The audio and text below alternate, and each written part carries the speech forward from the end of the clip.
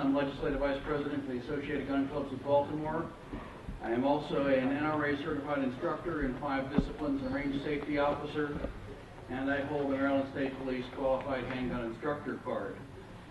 I'm going to speak to you primarily tonight about the training component of this legislation. And while we strongly support training, what this will create is an overload of the system. Looking at the numbers the Maryland State Police processed last year, and the fact that only the certified instructors of the state can give this training, we have 168 instructors at the present time. With last year's workload allowing for handgun purchases, we would finish in 1.6 years. So that's if all 168 are working full time at this, never taking a vacation. We would need another 3 months to do the handgun permit carry folks. You have to understand that we instructors are not full-time instructors. We do not do this for a living per se, and we therefore cannot devote this many hours to it. It would be physically and practically impossible for us to achieve this goal for you. Something else that hasn't been looked at is where would we train these people? I know that there was a list of ranges given as part of the study, but no one checked for those ranges to see if they're actually available and willing to carry out this sort of training.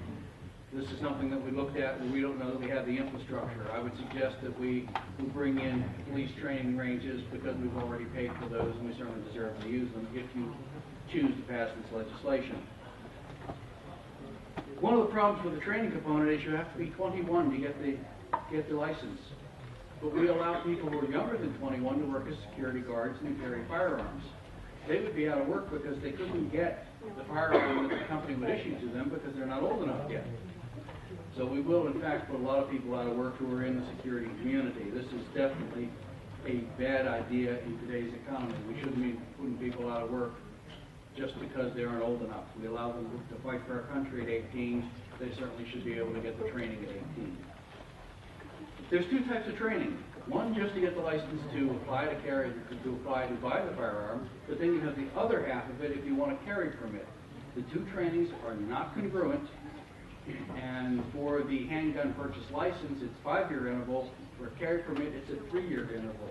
Because the two courses are not compatible, you would, in theory, be looking at taking both courses at odd intervals and not necessarily be able to get one that is tailored to do both at the same time. The law does not provide for that. We do believe that this whole concept violates the concept of having to do a poll tax. You're paying for a license to do something that is a constitutional right. And I would add very quickly that the cost for the handgun training we estimate to be $432, cost of the license itself plus the training and the background checks. And the cost for a carry permit would be approximately $70 less. So we're not talking a small amount of money in order to exercise your constitutional right to apply to purchase a firearm. Senator Day, you have a question. Thank you, Sir. Mr. Chairman. Mr. Jocelyn, thank you for coming today. I always appreciate your expertise. We worked together in 2001 on Paris Plan that is a trigger one.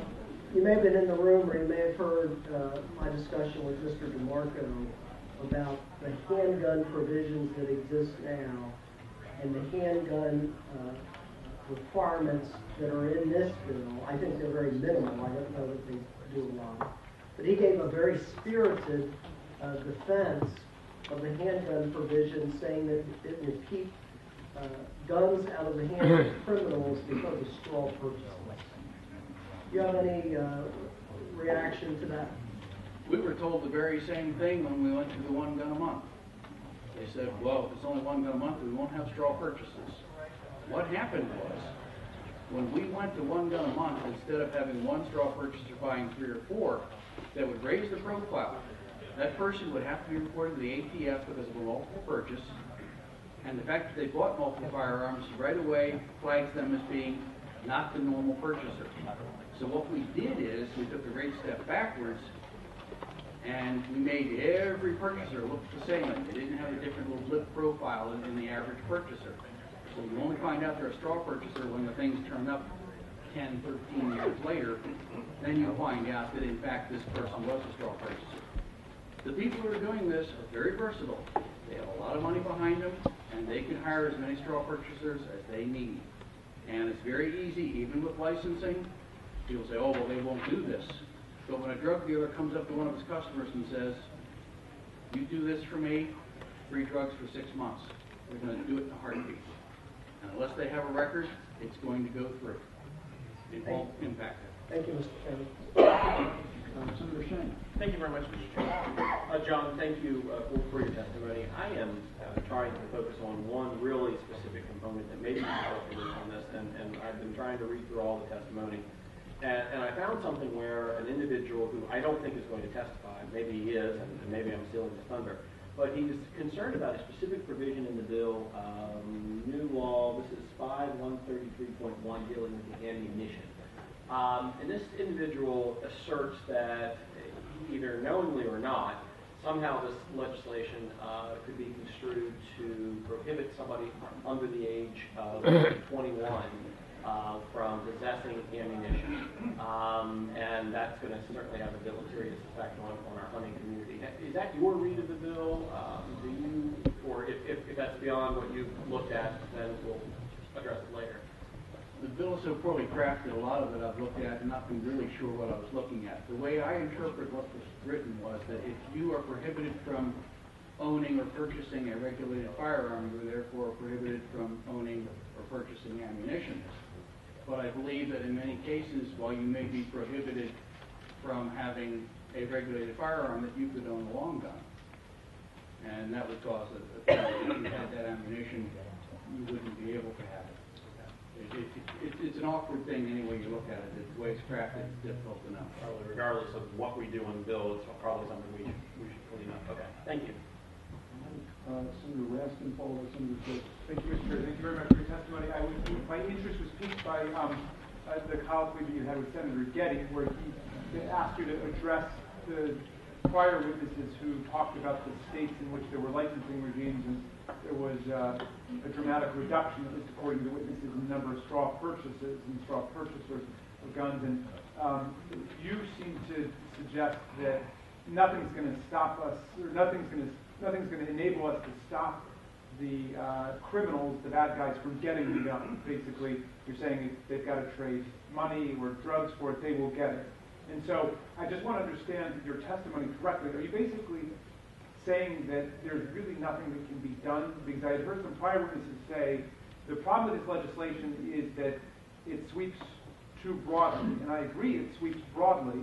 And again, if we knew who to keep the guns from, we would just zero in and target the legislation, the assault weapons ban on those people. But since we don't, we sweep more broadly, right? But you seem to be saying that the criminals are going to get the guns regardless. So there's really nothing that can be done until after a Columbine, a Newtown, a Virginia attack takes place. We just, if they haven't killed themselves already, then we prosecute the people. I mean, is that basically your point? I would say to you that after we did one gun a month, the state police came in and said that they needed to have straw purchase be a state offense as well as the federal offense that it was at the time. This body agreed, it became a state offense. That was going to cure the problem. That was going to be the solution to the straw purchase. The plain and simple truth is, laws do not control human behavior. Laws do not prevent crimes. Laws simply define unacceptable behavior and provide penalties when you violate that unacceptable border.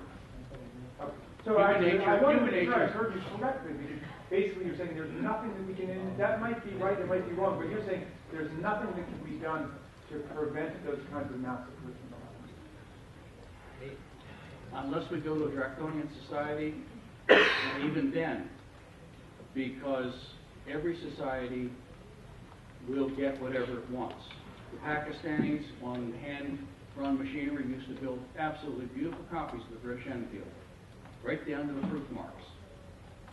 They built firearms in caves in Vietnam, functional firearms. As far as what will be banned, there's no place, and I would challenge anyone in this room to tell me that even though we have a ban on the illegal drugs, you can't sell, you can't purchase, you can't possess, you can't transport, Is anybody in this room going to tell me that we couldn't walk 4 blocks away and buy drugs? Well, we also have a ban on murder, which is routinely violated. That makes my point exactly. But is that an argument for repealing the law against murder? No, no, not at all. But we have to recognize that there are some things that we cannot control. And if we cannot control the perpetrator, what we need to do is pass legislation that allows the victim to not be a defenseless victim. We're doing everything we can against the victims. We're doing Not a basketball game. nothing that would curtail the perpetrator. When the perpetrator is there, the victim is there, the first person on the scene, other than the perpetrator, will be the victim. Yeah. What happens to them will happen because what they do or fail to do or are unable to do in the first 30 seconds of the encounter. When the police arrive, all they do is write the report. When you look at these school shootings, it was all over before the police got there, and we ended up with the best equipped, best armed janitors on the planet. So, I mean, just to complete the circle here, and we might not be able to resolve this, but if you take the school shooting, the most recent horrific one in Newtown, the gun owner there, Mrs. Lanza, had her guns used against her to kill her, also to go out to assassinate 26 other innocent people. So how did her possession of guns help her, a victim, defend herself against the perpetrator? She was asleep at the time that she was killed.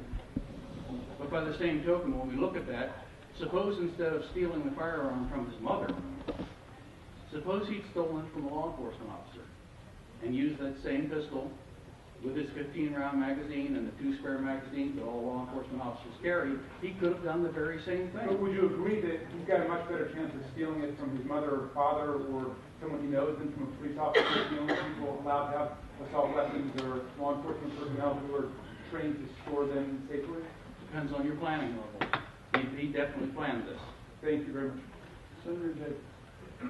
Well, Newtown was obviously so tragic. I don't know anybody in this room that wasn't affected emotionally by what happened. We often hear, you know, if this will just save one life, it's worth it. How do you argue with that?